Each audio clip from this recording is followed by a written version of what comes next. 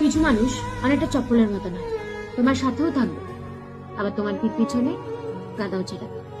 এরকম মানুষের থেকে সাবধানে থাকো। দেওয়ার জন্য দান, নেওয়ার জন্য জ্ঞান, আর যদি ত্যাগ করতে হয় তাহলে অভিমান, এটাই সর্বশ্রেষ্ঠ। জীবন কখনো কাঁদায় না, কাঁদায় সেই মানুষটা যাকে আমরা আমাদের জীবন ভেবে বসি। মানুষের আসল রূপ তখন বোঝা যায় যখন আমরা তাদের কোনো কাজে আসি না।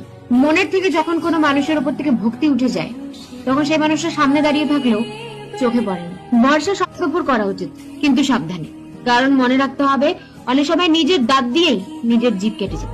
মানুষের রাগ আর আইন কানুন না অনেকটা একই টাইপের, বুঝলে তো? যারা কমজোর, উইক, তাদের উপর আমরা চাপিয়ে দিই, আর যারা পাওয়ারফুল তাদের সামনে আমরা নিজেরাই চেপে যাই, তাই না? মানুষের কাপড়, মানুষের চেহারা সবসময় মিথ্যা কথা বলে। মানুষের আসল কি সেটা তো একমাত্র সময় বলে। সম্পর্কের বাজারে সেই মানুষটা সবসময় একা থেকে যায়, যার মন আর যার মুখ পরিষ্কার। জীবনে একটা সময় পর গিয়ে তুমি রিয়েলাইজ করবে যে খুব ভালো মানুষ হওয়া না নিজের জন্য মোটেই ভালো নয়। এই যে মুখের উপর আমরা না বলতে পারি না, লোকে কি ভাববে, কি মনে করবে, এটা নিজের উপর না একটা সময় খুব বড় প্রবলেম সৃষ্টি করে। যত তাড়াতাড়ি তুমি এটা শিখবে সবাইকে না বলে দেওয়াটা, তত তোমার জন্য মঙ্গল।